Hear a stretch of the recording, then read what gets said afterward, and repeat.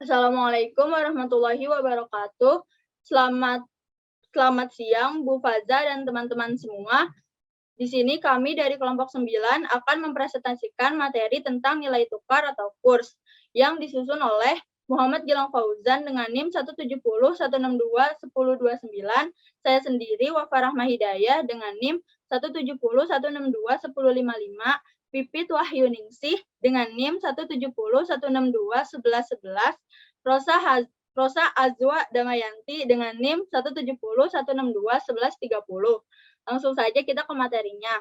Yang pertama yaitu pengertian nilai tukar atau kurs. Nilai tukar atau kurs adalah jumlah nilai uang dalam negeri yang harus dibayarkan untuk memperoleh satu satuan mata uang asing. Disebut juga sebagai nilai atau harga mata uang sebuah negara yang diukur dalam mata uang negara lain. Selanjutnya ada jenis-jenis kurs. Jenis-jenis kurs ini ada 3. Yang pertama ada kurs jual, yaitu harga yang diperhitungkan saat bank menjual uang asing atau saat masyarakat membeli valuta asing. Yang kedua ada kurs beli. Kurs beli yaitu harga yang diperhitungkan saat bank membeli uang asing atau harga saat masyarakat menjual valuta asing. Nah, yang terakhir ada kurs tengah. Kurs tengah itu adalah kurs antara kurs jual dan kurs beli atau penjumlahan kurs beli dan kurs jual yang dibagi 2. Selanjutnya itu ada contoh atau studi kasus.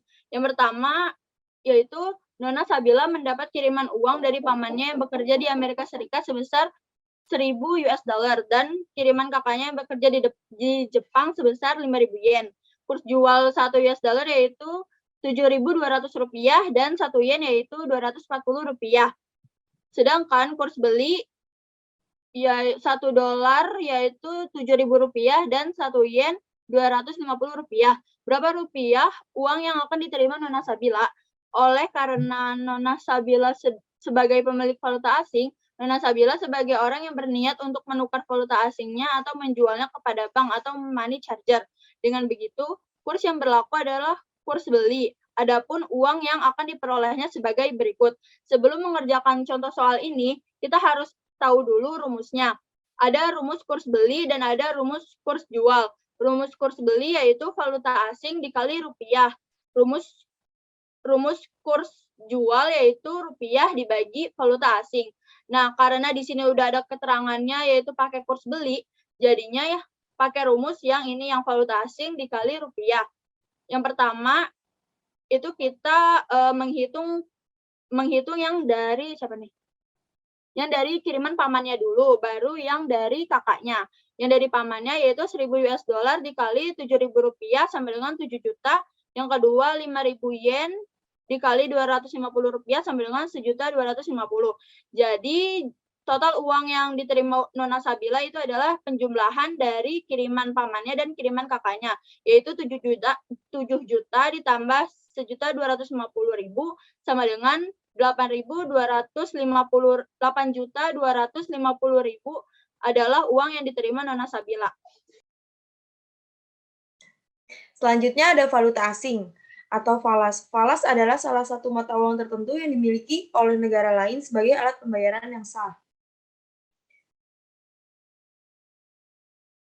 Selanjutnya yaitu faktor yang mempengaruhi valuta asing. Yang pertama ada laju inflasi relatif, tingkat pendapatan relatif, suku bunga relatif, kontrol pemerintah, ekspektasi, permintaan, dan penawaran valuta asing. Oke. Selanjutnya menghitung nilai tukar falas. Bisa dilihat pada tabel berikut. Jika Mr. Ajib menukarkan uangnya sebanyak 1.900 US dollar dan 250 pound sterling. Ulang.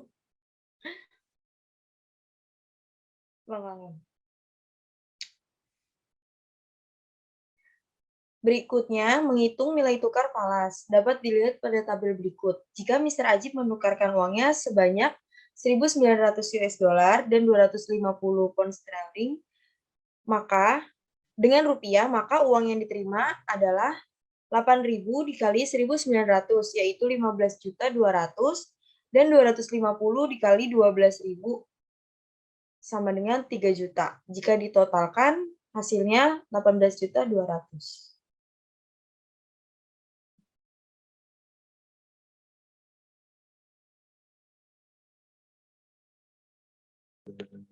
Kemudian selanjutnya ada sistem kurs valuta asing. Nilai tukar suatu mata uang didefinisikan sebagai harga relatif dari suatu mata uang terhadap mata uang lainnya. Pada dasarnya terdapat 3 sistem nilai tukar.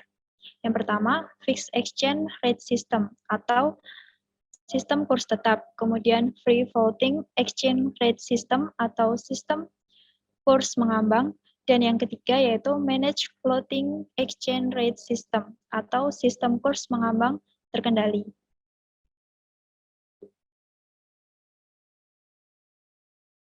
Baik, yang pertama tentang fixed exchange rate system atau sistem kurs tetap. Sistem nilai tukar yang ditahan secara tahap oleh pemerintah atau berfluktuasi di dalam batas yang sangat sempit. Jika nilai tukar berubah terlalu besar, maka pemerintah akan mengintervensi untuk memeliharanya dalam batas-batas yang terkendali. Sistem ini bersifat tetap dan harus mengikuti aturan-aturan yang telah dibuat oleh bank sentral ataupun pemerintah. Bank sentral atau pemerintah memiliki peran dalam pasar valuta asing untuk membeli atau menjual valuta asing jika nilai kurs tidak sesuai dengan standar yang telah ditetapkan.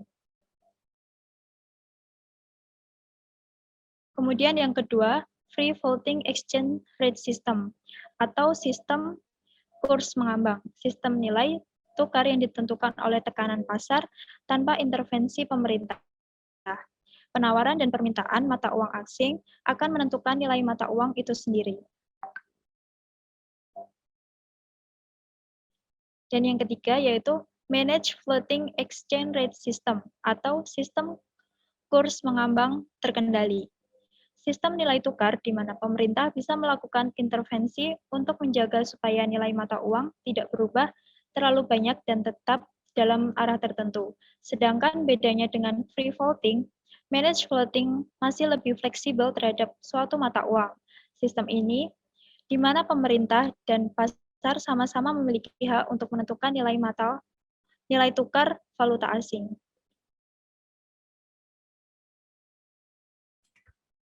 Baik, selanjutnya ada inflasi. Inflasi adalah kenaikan harga secara umum. Kenaikan harga berlangsung secara terus-menerus untuk sekelompok barang. Dan sebaliknya, jika harga turun secara terus-menerus untuk sekelompok barang, maka disebut deflasi. Kenaikan harga secara umum akan menurunkan nilai real dari masyarakat, khususnya masyarakat yang berpenghasilan rendah maupun tetap. Penyebab inflasi ditinjau dari penyebab dapat digolongkan menjadi dua, yaitu inflasi akibat tarikan permintaan atau demand pull inflation. Kemudian yang kedua itu ada inflasi akibat desakan biaya produksi atau cost push inflation. Nah, hubungan antara nilai tukar yang melemah terhadap inflasi. Secara umum, nilai tukar mata uang suatu negara terhadap mata uang negara lain ditentukan oleh keseimbangan yang terjadi pada pada permintaan dan penawaran. Valuta asing, mata uang yang diperdagangkan di pasar valuta asing domestik. Apabila terjadi perubahan atas faktor-faktor yang mempengaruhi permintaan atau penawaran, maka akan terjadi pergeseran kurva permintaan dan penawaran, yang selanjutnya akan mengubah nilai tukar dari kondisi sebelumnya. Terjadi perubahan atas faktor yang mempengaruhinya, permintaan atau penawaran itu disebabkan oleh salah satunya yaitu inflasi.